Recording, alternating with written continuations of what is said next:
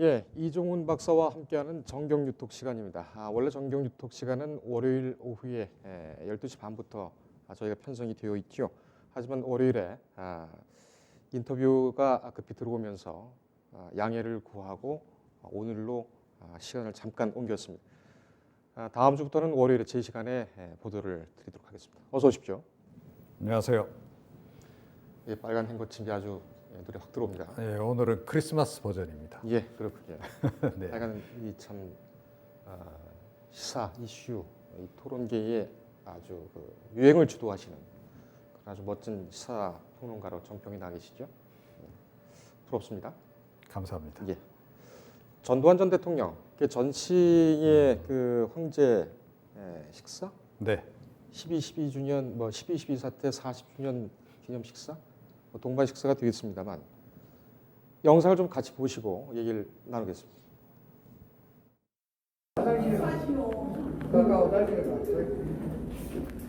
정유당 부대표 이만솔입니다. 오늘이 저 12월 12일 군사 쿠데타 당일인데요. 오늘 이렇게 근신하고 자중하셔야 될 날을 이렇게 축하 기념회를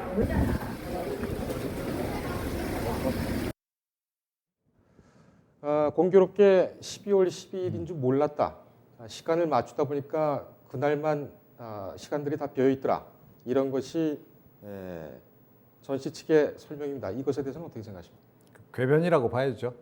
그러니까 뭐 그날을 그날인지 모를 리는 없는 분들 아니겠습니까? 예. 본인들에게는 뭐 가장 중요한 어떻게 보면 축하를 해야 될 그런 날이기도 하고 예.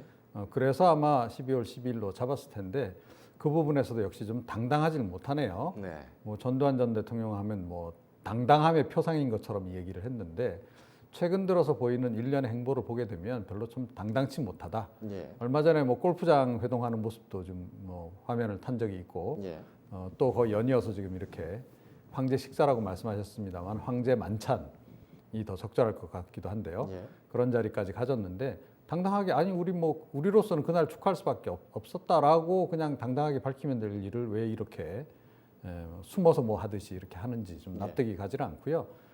그러면서도 지금 16일 날 있는 그 재판에는 불참하겠다. 예. 칭병을 하면서 계속 지금 그러고 있는 거 아니겠습니까? 예. 네. 어이가 없는 것이 지금 말씀하신 것처럼 알츠하이머 때문에 재판에는 나갈 수가 없다.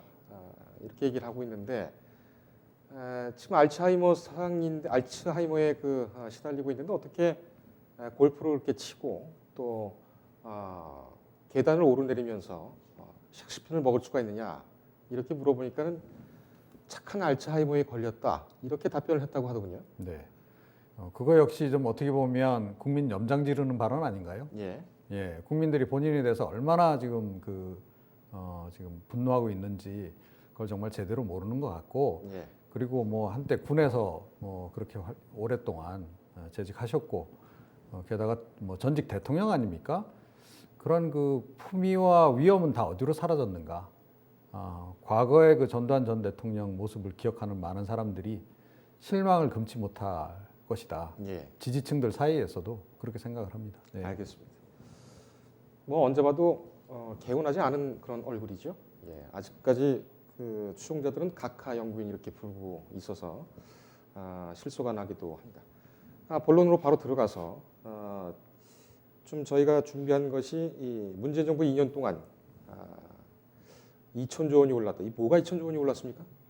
이제 경실련의 이제 그 발표 내용입니다. 예, 이 부분을 좀 밀도 있게 하죠. 이게 지금 요즘에 그 가장 좀 핫하기도 하죠. 그러니까 경실련, 그러니까 경제정의 실천 이제 시민연합 측에서 지난 3일에 이제 그 현 정부의 부동산 정책에 대해서 이제 약간 부적절성 또는 실패 이런 부분들을 지적을 하는 과정에서 예. 이걸 이제 통계치를 이제 들고 나온 겁니다. 예.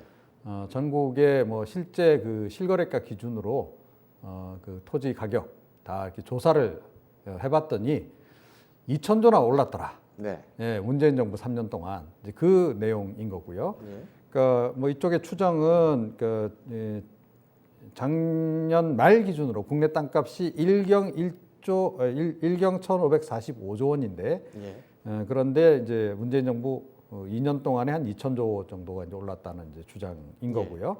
여기에 대해서 또 국토부가 이례적으로 뭐 3일 또 4일 잇따라서 지금 이제 좀 그것에 대해서 반박하는 그런 또 논평을 내놓으면서 지금 굉장히 좀 뜨겁게 달아오르고 있는 그런 상황인데요. 예. 국토교통부에서는 이제 한국은행 그 대차대조표를 기준으로 해서 문재인 정부 들어서 한 1,076조 정도 올랐다라고 지금 이제 이야기를 하고 있는 그런 그 상황입니다. 그런데 사실은 1,076조 오른 것도 많이 오른 거죠. 그렇죠. 네. 예. 지금 뭐 수치가 일경 뭐 이렇게 나오니까 참 생경합니다. 네. 뭐 어느 쪽이 맞는가를 떠나서 일단은 1,700조가 이상 넘게 올랐다는 것은 확인이 된 셈이군요. 김수현 정책실장, 네. 아파트 값이 많이 올랐다. 이 부분이 상당히 좀 주목받고 있습니다. 네. 얼마나 그래서 이제 올랐습니까?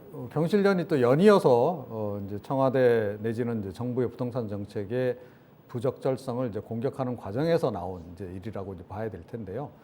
전현직 청와대 참모진들의 부동산 인상 그 현황 자료를 또 공개를 한 거죠. 예.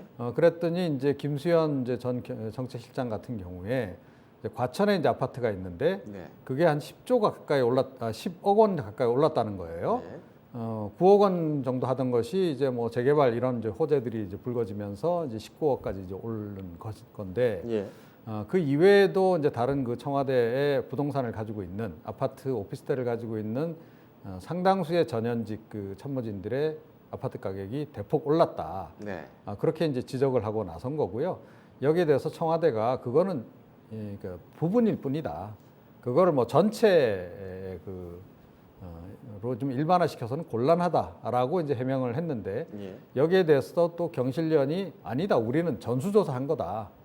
전수조사한 거기 때문에 이걸 뭐 부분의 일로 치부해서는 안 된다라고 또 재반박을 하고 있는 예. 그런 상황인데요.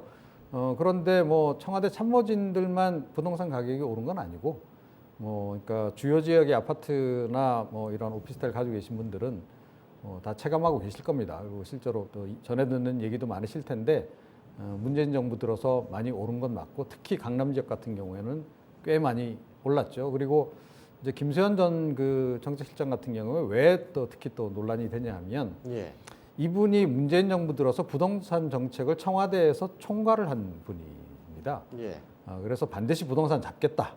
예, 뭐 우리 정부에서는 절대 실패하지 않는다라고 계속 주장을 해 오면서 부동산 관련 대책을 무려 17차례나 내놓은 그 이제 주역이라는 거예요. 예. 그 주역이 정작 본인 이제 땅값은 그렇게 오르고 부동산 가격이 오르니까 이제 경실련의 얘기는 뭐냐면 청와대 참모진들이 지금 현실을 제대로 파악하고 있는 거냐, 그리고 지금 당신네들이 내놓은 대책이 정말 적절했느냐, 그걸 좀 되짚어봐라라고 지금 그런 차원에서 이번에 이제 문제 제기를 한 거죠. 알겠습니다. 반대로 집값이 떨어졌다는 참모들은 없습니까? 뭐 개중에 있을 거라고 봅니다. 그런데 실제로 떨어진 곳이 그렇게 많지는 않아요. 그러니까 지방 같은 경우에도 떨어진 곳보다는 이제 부분적으로 그 각 지역에도 보면 좀 이제 서울의 강남 같은 그런 구역들이 있잖아요. 예. 부산시에도 뭐 어느 지역, 뭐 광주에도 어느 지역, 뭐 이런 지역들이 있는데 그런 지역들은 사실은 다 많이 올랐습니다. 다 많이 오른 거고 그러다 보니까 그 주변 지역도 이제 덩달아서 오르고. 그러니까 예를 들어서 서울 지역 같은 경우에도 강북 지역이 먼저 오르니까 이제 강남권이 먼저 오르니까 비강남권, 그러니까 강북 지역도 덩달아 오르는 이제 그런 그 경향성을 나타내고 있는데 예. 이게 사실은 전국적인 지금 현상으로 지금 이제 나타나고 있는 알겠습니다. 그런 상황인 거죠. 네. 부동산 가격 잡겠다고 했는데 뭐 못 잡고 있는 것이 뭐 어떻게 보면은 시장에서 나오는 평가입니다. 네. 보유세를 인상해야 된다 이런 주장도 나오고 있습니다. 어떻게 보십니까? 예, 그거는 아마 적극 고려를 좀 해야 할 것으로 이렇게 생각이 됩니다. 그러니까 문재인 대통령이 지난번에 이제 국민과의 대화할 때 그 질문이 나왔어요. 어떤 한 시민이 이제 나와서 양도소득세는 오히려 낮추고 보유세를 오히려 높여서 집 가진 사람들이 빨리 집을 팔도록 두 채, 세 채 가진 사람들이 팔도록 해야 되는 거 아니냐. 그래야 이제 집 없는 사람도 집 살 기회가 늘어나고 또 부동산 가격도 잡히는 거 아니겠느냐라고 질문을 했는데 예. 거기에 대해서 이제 문재인 대통령이 한 발언이 약간 논란이 되긴 했었죠. 그러니까 이번 정부 부동산은 우리가 좀 이제 자신 있다고 이제 장담할 수 있다라고 좀 말씀을 하시는 바람에 예. 대통령이 과연 이 지금 현황에 대해서 제대로 보고받고 있나 이런 이제 의문도 있었고 네. 또 질문자의 질문 의도를 정확하게 파악 과연 했는가 그리고 그와 동시에 그 질문자야말로 오히려 지금 부동산 정책의 핵심을 꿰뚫고 있는 거 아니냐 이런 이제 지적들이 많이 나왔었고요. 그런 관점에서 이제 뭐 지금 정부 차원에서도 아마 고민은 할 것으로 생각되는데 하려면 빨리 해야 되는 거죠. 지금 이제 경실련 쪽에서도 보유세 인상과 더불어서 지금 이제 어찌됐건 이제 거래세와 관련한 부분은 좀 낮춰라 그런 예. 주장을 하고 있습니다. 알겠습니다. 내년 총선에서 또 이게 민심이 또 반영이 되겠죠. 예. 서울 지역이라든가 경기도권역을 중심으로 해서는 아마 이 부동산 대책 부분이 상당히 민감하게 표심에 적용을 할 것으로 이렇게 생각을 합니다. 알겠습니다. 그게 또 하나의 관전 포인트군요. 네. 오늘 여기까지 듣겠습니다. 고맙습니다. 인터넷에 떠돌아다니는 수많은 뉴스 기사. 아직도 포털에서 일일이 검색하세요? 이제 뉴스통에서 터치 한 번으로 손쉽게 확인하세요.